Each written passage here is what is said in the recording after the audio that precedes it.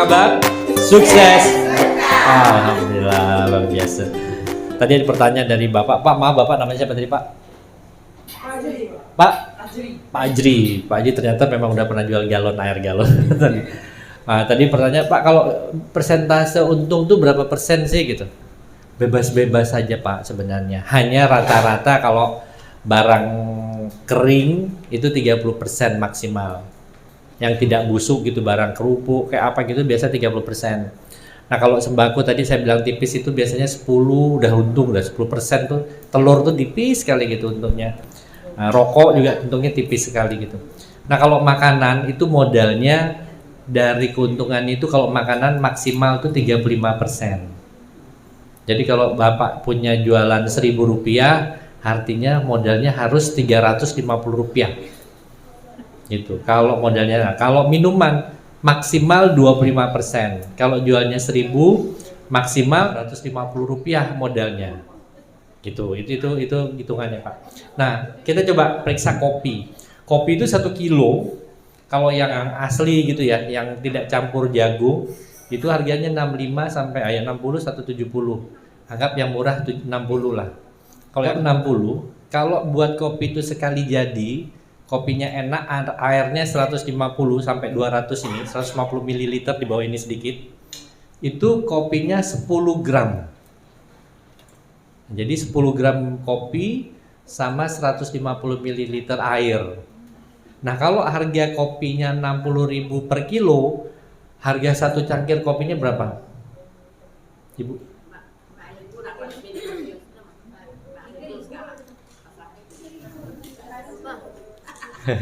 Enggak, itu harga jual. Harga misalnya 1 kilo, kan kita buat kopinya kan cuma 10 gram gitu. Untuk minuman 10 gram.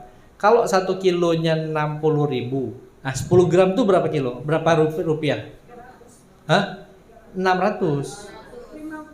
60.000, 10 gram cuma 600 rupiah Pak. Nah airnya itu tidak hitungan. Jadi modalnya itu paling 700 rupiah. Jual harga kopi. Jadi kalau kita jual 3.000 masih untung berapa banyak. Jual 5.000 masih untung lebih banyak. Jual 10.000 untungnya lebih banyak lagi. Kopi Pak Ben kata Pak Ata 30.000 banyak lagi untungnya. Harga untungnya lebih banyak lagi gitu. Nah, gitu Pak. Jadi kopi itu untungnya banyak sekali. Jadi kalau Bapak beli 3.000 aja, apalagi kalau beli yang campur jagung tuh, yang 40.000, 35.000. Kan modal cuma 300 rupiah aja, 400 rupiah. Ya, enggak apa, yang penting pahit kok, bapak-bapaknya penting pahit lah. Kasih gula gitu. Memang enggak enak Bu, enggak ada rasa kopi kan. Nah itu kopi jagung Bu. Nah kalau Bapak Ibu mau beli kopi yang dicampur berapa? Mau jagungnya berapa, mau kopinya berapa? Hah? Ada kan, bisa pilih itu kan? Bisa pilih. Makan ada warung kopi yang 90 jagung, 10 kopi. 91 ada benar. Kopi jagung namanya, kopi jagung. Laku gitu. Nah, Bapak beli aja di situ, Bapak kemasin plastik, masukin 2 on jual pakai merek Bapak Azri. Kopi Bang Azri. Enggak tahu dari mana, pokoknya kopi Bang Azri lah. Ada Asyang, ada Amin, ini ada Azri. Ya Bang. Enggak apa Bang, tapi kan lain lagi sedikit. Itu tuh untungnya lumayan Pak.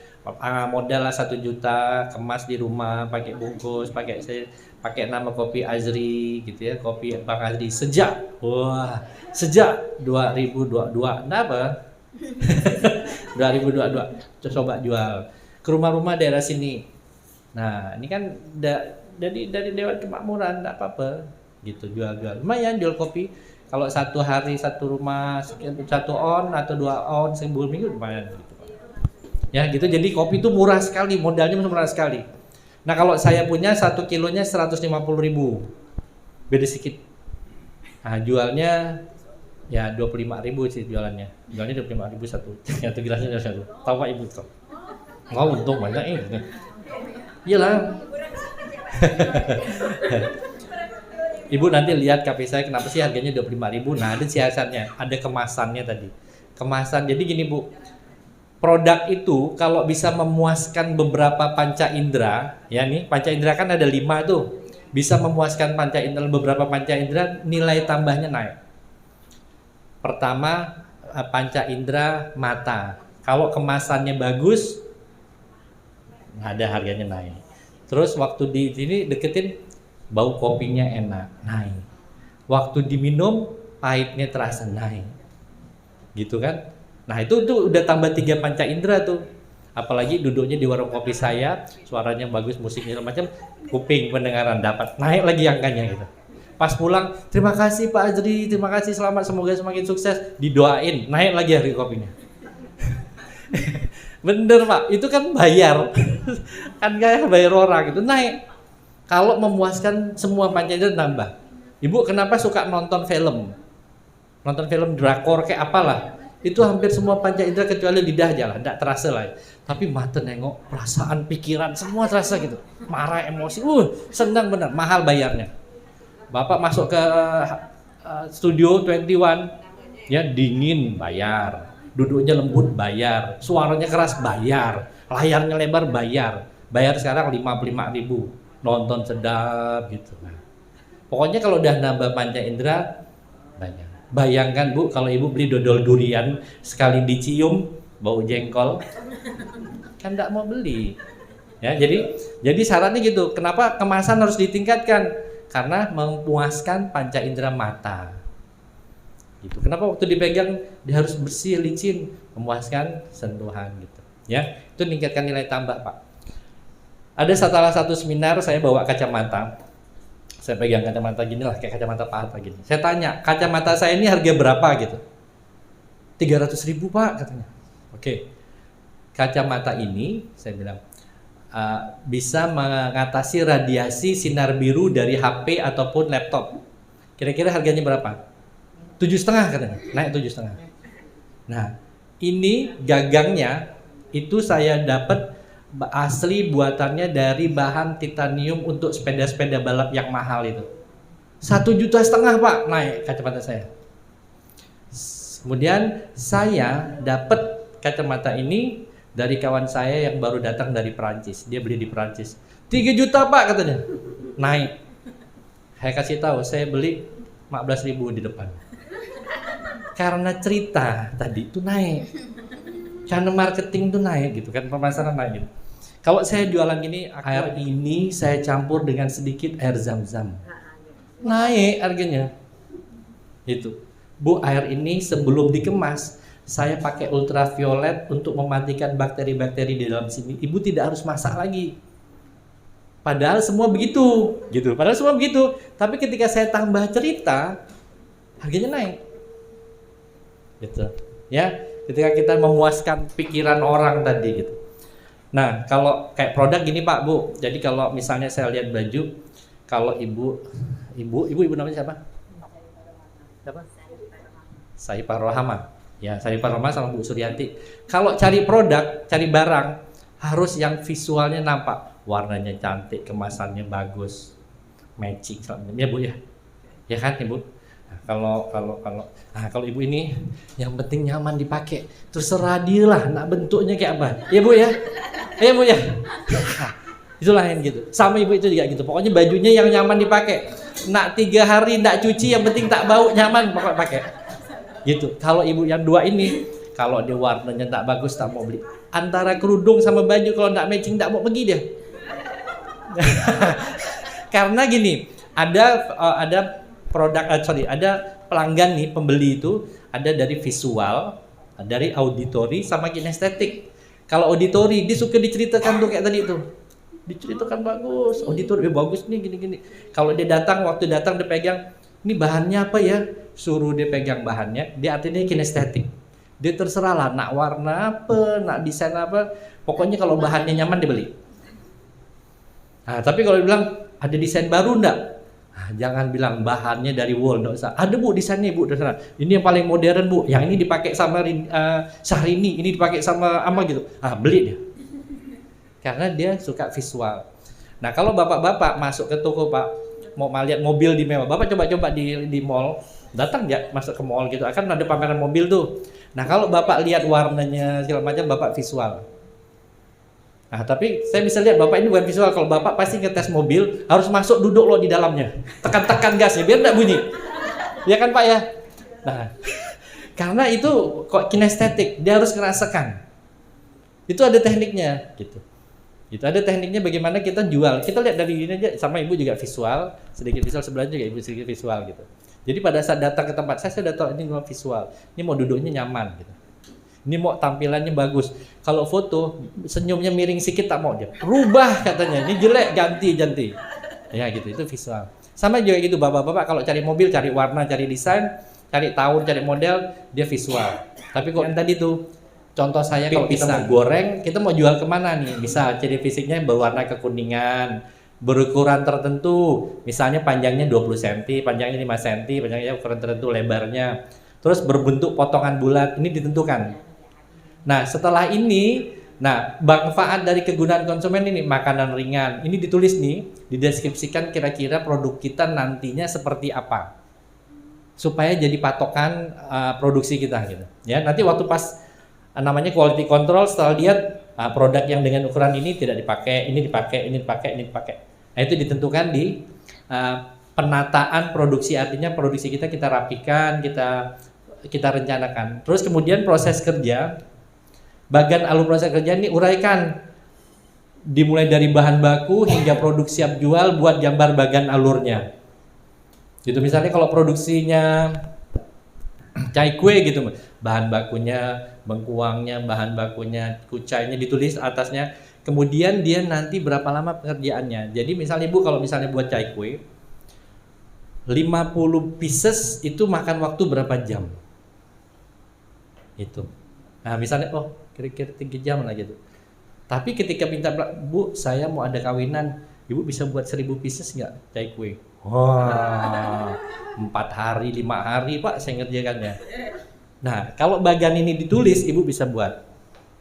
Karena kalau acara kawinan di Kubu Resort tuh kemarin Rianorsa tuh 9.000 orang. Coba bayangin kalau kita dapat pesanan 2.000 aja, kan lumayan cai kue itu gitu. Nah gitu ya. Nah ini ditulis, jadi bapak ibu tahu produknya berapa lama, produknya apa aja, kualitasnya berapa lama. Ya. Nah dalam waktu pekerjaan ini misalnya kita lihat bagiannya nanti. Ini contohnya ya. Oke, sorry. Nah, ini contoh bagian yang dibuat untuk keripik pisang. Nih, bahan baku pisang, kemudian pengupasannya sejam. Setelah beli, ini kita juga tahu nih, belinya berapa pagi, siang, sore, malam harus ditulis sebenarnya. Pengupasan untuk 1 kilo 1 jam. Perendaman untuk 1 kilo misalnya pakai 1 ember baskom atau 1 ombor. Pemotongan 2 jam untuk 1 kilo. Penggorengan misalnya 2 jam. Ini ditulis detail. Jadi kan ibu bisa tahu totalnya nanti, misalnya total produksi sampai sini, sampai dikemas 2228 hampir. Tulis nanti ibu buat sendiri, di produksinya. Ya 1 kilo ini bahan baku pisang berapa, supaya pada saat ada permintaan besar kita bisa ngatasinya gitu. Ada satu keripik bilis namanya Niki Enak, Bu Lestari, pameran di rumah Radang, ada tamu lewat tanya bisa ndak pesan gitu, mau pesan berapa Pak gitu, dia suka tertarik. 8.000 bungkus mau dikirim ke Amerika. Oh dia telepon Pak Hatta, Pak diminta 8.000 nih nak dikirim ke Amerika, kirim dulu ke Singkawang baru kirim ke Amerika gitu. Cemana nih Pak? Coba dihitungnya lah berapa kompor yang dibutuhkan, berapa orang. Dia minta sebulan 8.000 bungkus. Akhirnya kita hitung-hitung mampunya cuma 5.000 bungkus. Akhirnya dikirim 3 kali kirim ke Amerika. Keripik ikan bilis tepung tuh. Nah itu sempat kirim 3 kali.